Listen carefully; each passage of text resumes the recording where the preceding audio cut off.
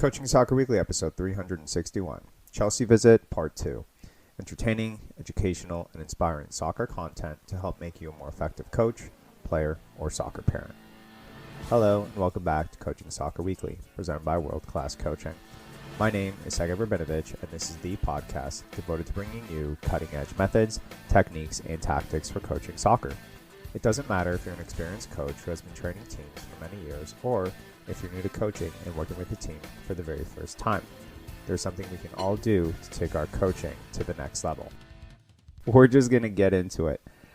This weekend I had 2 games. Our academy had 3.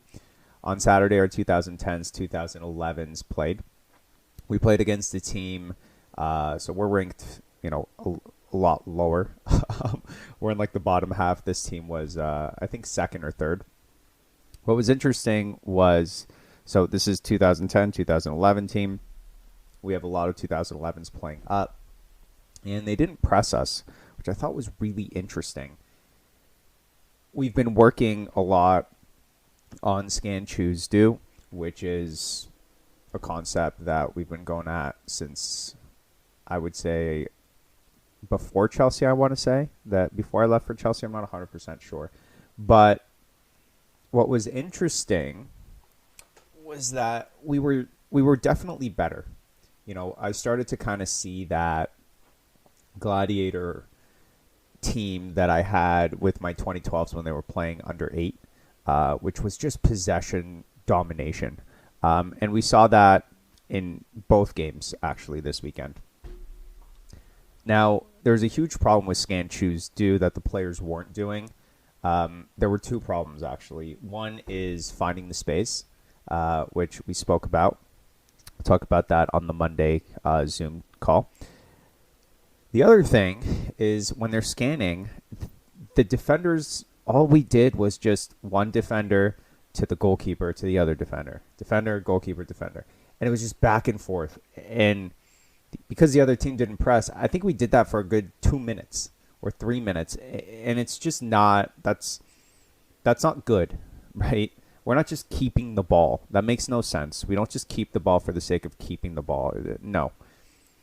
We keep the ball until we see an opportunity to attack. So here's what was happening, or I'll say what wasn't happening. The defense wasn't scanning for the midfielder, for the winger. And because they weren't scanning for the winger, then we never really got out, right? The whole idea of scan, choose, do is that what you're scanning for first is a player in space ahead of you, right? So that you can attack. And we just weren't doing that enough. So even with our 2014s, which I'll talk about in a second, was the exact same issues. What's really great is that because all of our coaches and myself are at different games with different age groups, we can see that there are common problems, which means that it's something that we have to work on with the whole academy. A lot of the time I hear coaches saying, we had a bad game, we didn't do this, you didn't do that, you didn't do this. But when you then go and your team plays again, just at a different age group, and they're having the same problems, that just means that you're not working on it. So that's really great. And we had the exact same problems within our 2010-11 game and our 2014s. And it was that, simple as that. We ended up losing that game 2-1. But again, we had possession. We just weren't looking to break lines. We weren't looking to attack. We also started to talk about the speed of the game, right?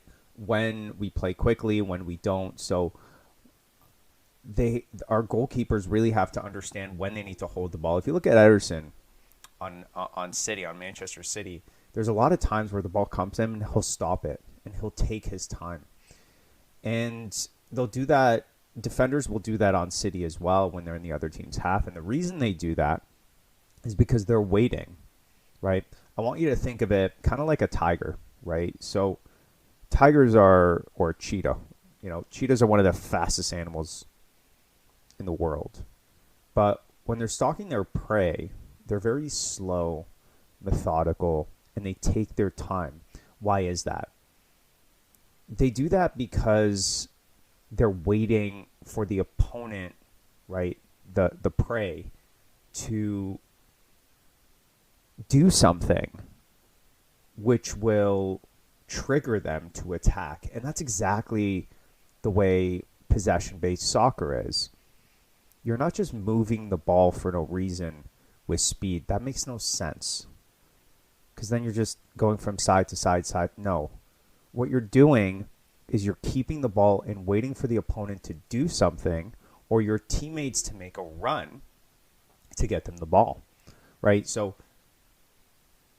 the opponent should come and press. And once they press you, that's a trigger, right? That's a trigger to then play quick. But if there's space and time, you can take your time and go slow and wait for the opponent to push up. And that's something that we were struggling with. So the opponent wasn't moving, right? Our wingers weren't moving. And if you think about those two things, how are you going to attack? If your wingers can't get the ball and the other team is in a mid block, right? They're not pressing you. It's a stalemate, right? There's no way to move up. There's no way to lose the ball. And that's really what that game was. Our 2010-2011 game. Now, our 2014 game, it was the same. We dominated possession. The other team was not good. But the difference between our 2014s and the 2010s and 11s is the mistakes in the back.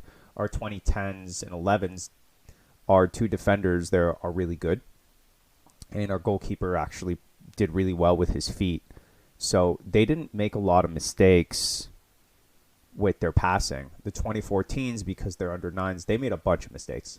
Like a bunch of bad passes, bad decisions, which is great. I don't mind that. So every single one of those decisions ended up in a goal against us, right? And if you make 8 or 9 mistakes in the back that lead to breakaways, those are 8 or 9 goals, right? So that's really what we saw in that game. But I left feeling good because I can start to see it.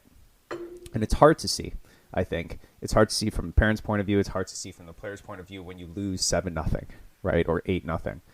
But it was literally watching back that 2014 game. The first 4 or 5 minutes, we had possession. And all we were doing, it was a rondo with the goalkeeper and my two defenders. That's all it was. And that's not good enough. That's not going to get us forward. The second we get it to our midfielders or center mid, who's incredible, we attack and we look great, right? So I think for this week, that's really what we're going to be working on. Getting the ball to the midfielder or the wingers and just looking for them every single time, not forcing it. But yeah, that was really the one thing that we were missing, I thought.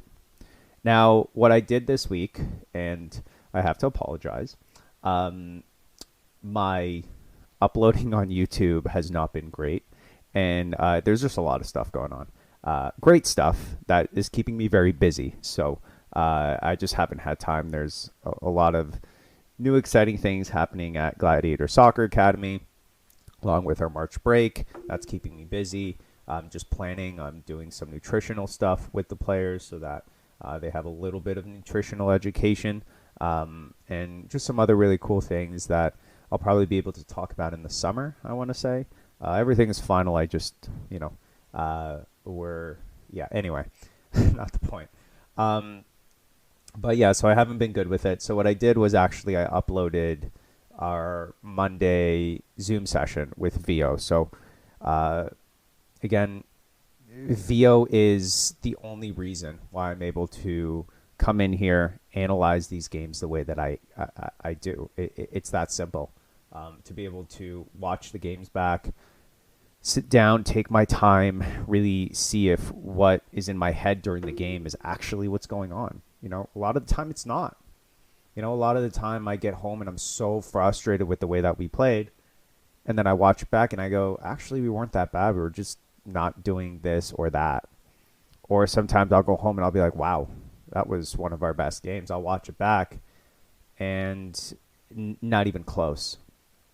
VO is just that for me, and for the players. So if you're interested in VO, there's a link for it. You get $200 off, I think. If you use our link, please use our link if you get VO. I put a lot of time and effort into that. So, and they've been great to us, so we want to be great to them as well. So let's get on with Chelsea. So last week I talked about part 1. This is part 2. I don't think this is going to be the last part, by the way.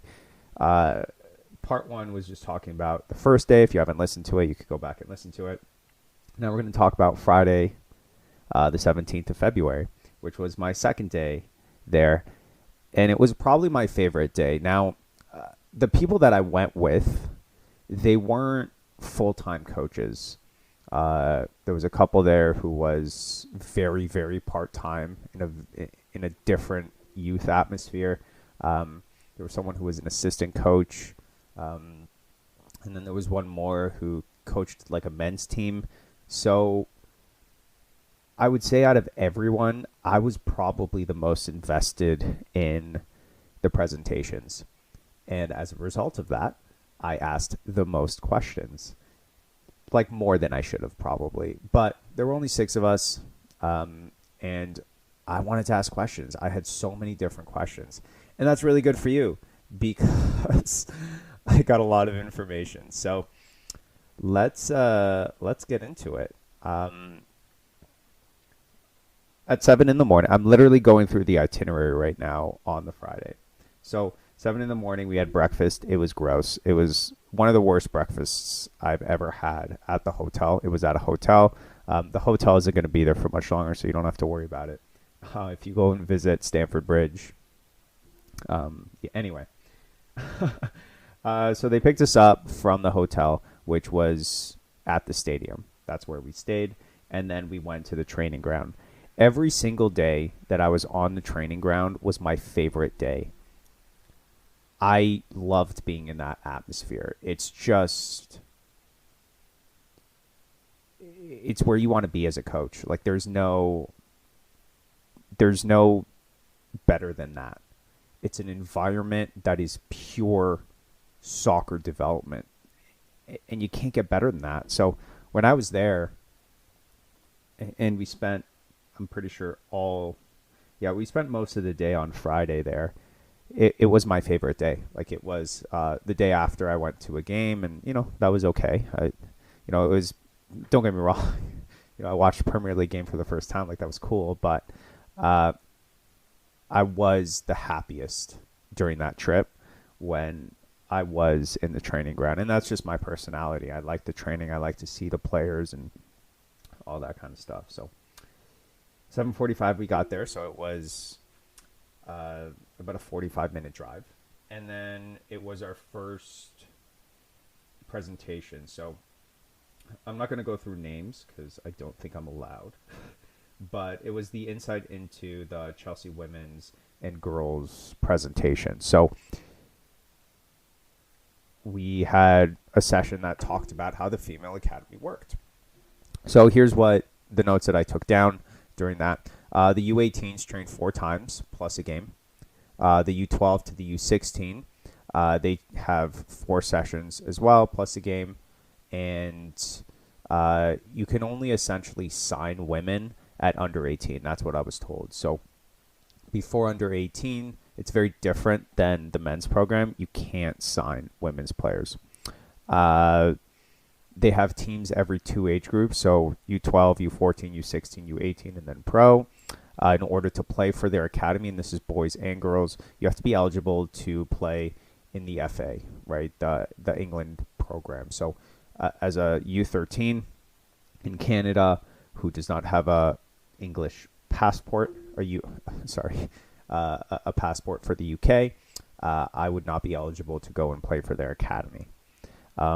All girls there, they play in the boys' leagues, and it's the boys' kind of development league. So they wouldn't play against other female academies or other boys academies. So it's not like they're playing Southampton, right? They're playing local youth boys.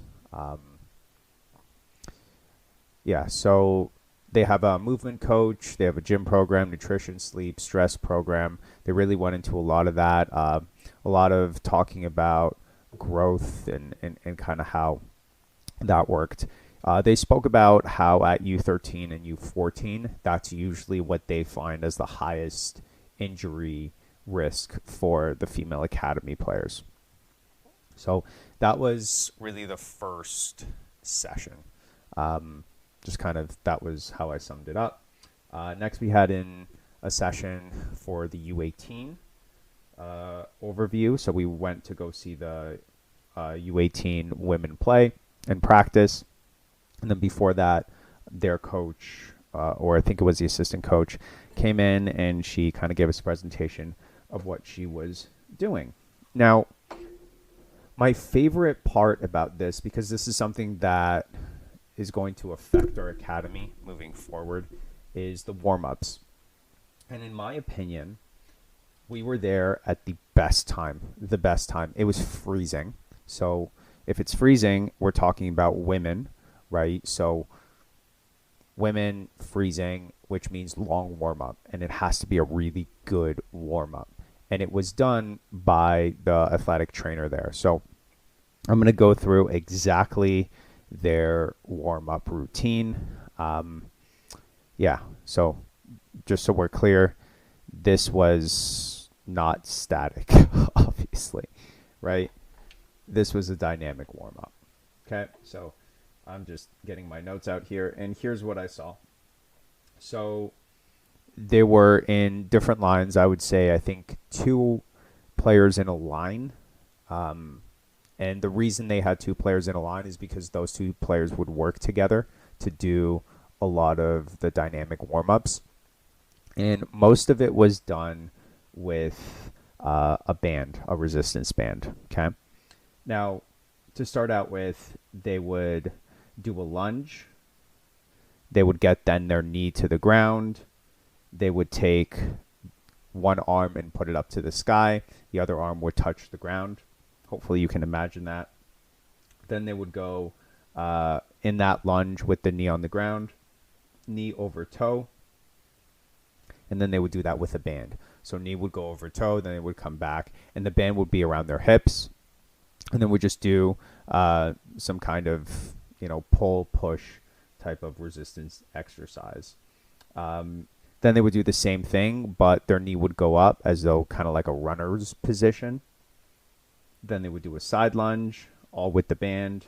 And then they would have a band around their ankles. And then they would kind of do like a shuffle step, a step to the side, and then bring their foot back in. I'm not the best with these descriptions. I'm doing my best here. It would be a lot easier if I could show you.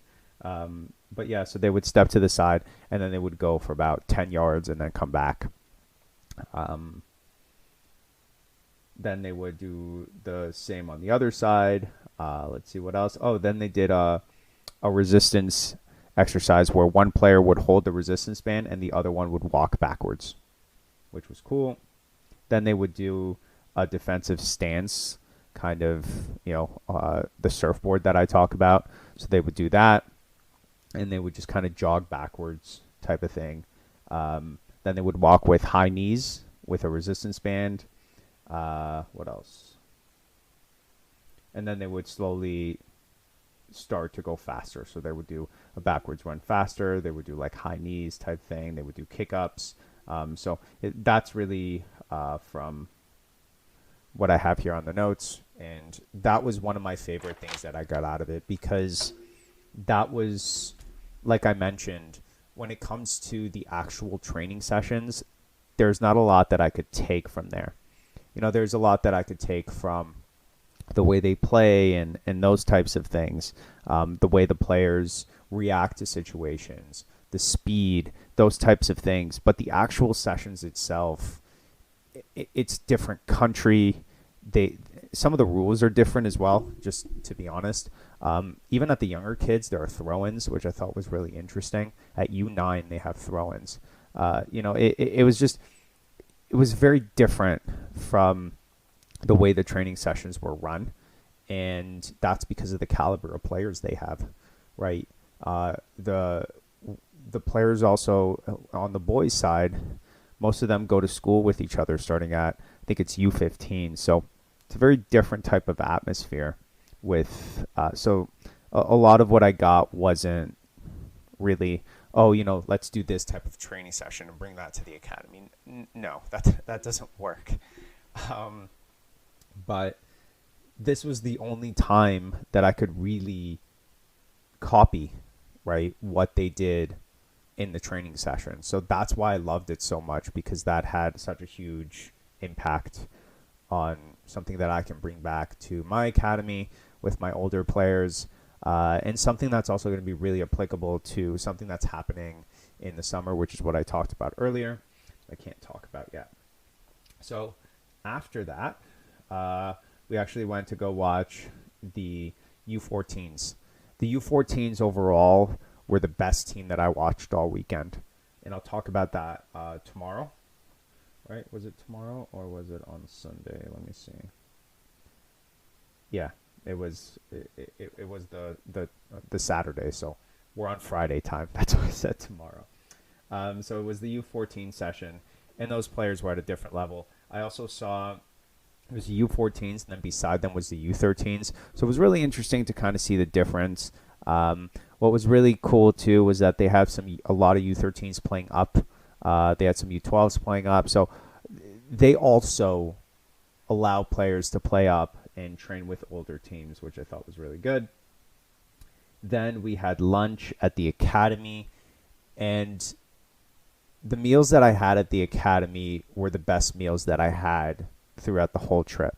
I went out for dinner, but the academy, the chefs, what was presented, what's available from a nutritional point of view, and just even from just how it tasted, it was by far the best.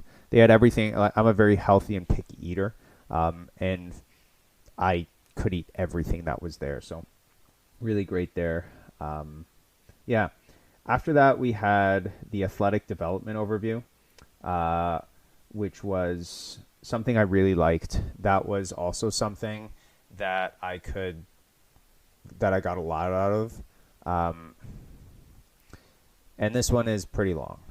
And I asked a lot of questions because, again, this was what I came there for, the player care part. So you saw that I took lots of notes on the warm-up. That's player care, right? So player care is everything that happens when we're not training, right? So, sorry, not when we're not training, specific to the soccer part. So in a training session, you have the soccer part. Everything else that's around it is player care. The warm-up, the cool-down, the strength training that they have, what they call the movement curriculum. So those types of things, that's player care, the psychology of the players, just a lot of different stuff. That's why I came to Chelsea to see that. And this was a whole presentation on player care, which is away from the session. So let's get into it. They have a movement curriculum for the 9 to 12-year-olds with the goal of developing athletes, not developing soccer players, developing athletes. They're really big on multi-sport. They love that. While we were there and we saw one of these sessions, they played dodgeball for a full session there, which I thought was really cool. For the 13, 14s, and 15s, let's go back to the 9s to the 12s. There's a lot of chaotic and random movements that they train into the players, and we didn't get to see how they do that. But again, it's the idea that I was after. They do a lot of, like I said, multi-sport, so dodgeball, things like that, which I love. The chaotic environment. If you know our 1v1s, it's exactly what we do, so it's really great. Then 13, 14s, and 15s, they go through a lot of different changes. And this is all boys. We're not talking about girls here. This is when a boy goes through puberty and their body goes through the most amount of changes. So through here is when they start to introduce gym, weights, and they always start with body weight first. They talk about technique, tempo, finding a low baseline, and then something called the PHV, which is something that I need to do a lot of research on. And essentially what that means is, and I could be completely wrong, but overall the concept is growth, right? So you have to understand how a player's body is going through changes of growth. And when you can understand that, you can introduce weights and not weights and reducing the load of the impact of training and all these things. And that all has to do with PHV. So you can search that up and kind of see what you figure out from that point of view. But that's really the biggest thing that I got from there. Was it's really important to analyze each individual player and see where they are in their growth journey. So after that, we had another presentation on individual action plan. I don't really do that kind of stuff. That's just me. Essentially what they do is they focus on 3 different players, I think, every week or every other week. And they have a meeting with the athletic department, the strength trainers, the person who's in charge of player care. There's a bunch of people in those meetings, and essentially they come up with a plan on what the player needs to work on for that week, or I think that month even, maybe, I'm not sure. But focus on 3 players, and then they focus on another 3 players, and so on and so forth. So the individual action plan is just something that I'm not really going to implement. So I wasn't that interested in it.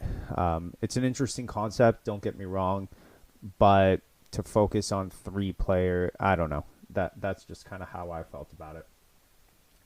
After that, we left the training ground and went to go watch what they call the Foundation Development Center, which was at a school. And what that is, it's U7 to U11 players that are just kind of in the Chelsea program. So this is not part of their academy. These aren't players that are academy level. These are just players that kind of sign up for a recreational program. So we saw some U11s that were at a very beginner level. Then the U7s actually had a game against, or I think it might have been the U8s or maybe even U9s. They played against another team that came in to play against the Chelsea team, but these aren't academy players. So some of them have the potential to be academy players, and this is kind of where they scout them from. But yeah, it was a cool experience to just watch. But again, the sessions I didn't really find, they weren't anything, that blew my mind or stuff that I didn't know. Again, it was just kind of watching the players, seeing how the coaches coached, especially in the game, stuff like that. So yeah, that was it. After that, we went back to the hotel, and that was it. So that was day 2, and we're already at 30 minutes. So I will leave day 3 and day 4, which are Saturday and Sunday, for the next session as well. Well, not the next session, the next podcast, which will be next week as well. Again, this was my favorite day. I got a lot out of it.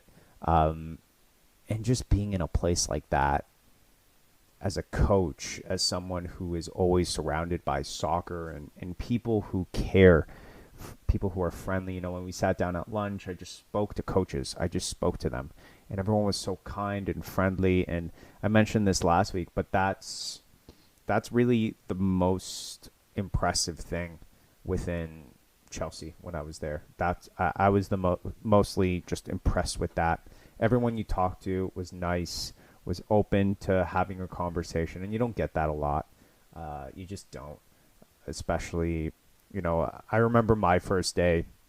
I went and I coached when I coached at another academy, and the coaches didn't really talk to me. They didn't, once the session started, it wasn't.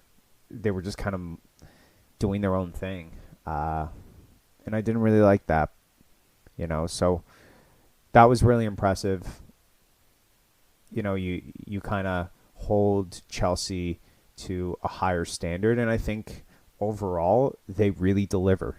You can talk about the soccer, the way they play, and all that, but that changes. There are different trends, and there soccer will continue to grow and change. But what you can't change is the culture. If you have a bad culture, sorry, it's not that you can't change it. That's very hard to change, and it's so impressive to walk in and just see a culture like that at such a high level. And I can understand why they're such a powerhouse at the youth level when everyone is so nice, caring, and care so much about their jobs. And it just seemed like a really nice place to work. You come in and everyone's joking around and just sitting together during lunch and all that. So that would be my overall assessment of the Friday, the 18th. So just before I end the show, I wanted to talk about something. I actually downloaded the Manchester City. They have like an online coaching hub. Don't do it. It's terrible. Just wanted to give you that heads up. I think that's something that I'm going to start doing a lot more of, looking for online courses and things like that I can share with you guys and let you know how my experience is with them. I tried the Manchester City one. It was not good at all. I wasn't happy with it. Also, I tried to email them to get a refund, heard nothing back. So please do not go that route. Please do not go to Manchester City. There's a couple of more courses that I want to do. They're pretty expensive because everything is in euros and we're a Canadian dollar. So we're pretty simple out here in Canada. So I'll keep you posted. I won't be for a while, probably until I do another course. What's interesting about the Manchester City, and the reason that I wanted to do it was because they have nutrition and strength, but it's not good. It's like a presentation thing, and you also get access to it for the whole year. I probably won't look at it again. I don't know. Yeah, I just really wasn't happy with it. So, I mean, you can feel free to look at it, but it looks better than the content is, in my opinion. There was no message from Pep either, or anything like that. If that's what you're thinking, no, he's not. He doesn't make an appearance. The assistant coach does, and they do like a short video, but I would stay away from that. Yeah, so just a warning for everyone there. Thanks for listening to another episode of Coaching Soccer Weekly. Next week, I'll finish off my experience at Chelsea and talk about Saturday and Sunday. This weekend, all of our teams are playing, so I'm excited to get in there and see how we do. Our 2012-2013 team is playing that really dirty team, so I'm kind of excited for that game. I'm ready to get into it, and you can take that as you want, but I've got some words, and I'll talk about that next week on how I'm going to prepare them during the game, and I think I spoke a little bit about that before, but anyway, stay tuned for that next week. Like I said, I'll do the Saturday and the Sunday of the Chelsea experience, and that'll be it. Friday again was my favorite day there, so it's cool to relive that. So until next week, enjoy the journey, enjoy the moments, but most importantly, enjoy the game. Coaching Soccer Weekly is a production of World Class Coach. Hey, thanks for watching all the way to the end, and you can check out more of our videos right here. And if you haven't done so already, I would really appreciate it if you'd hit the like button and the subscribe button.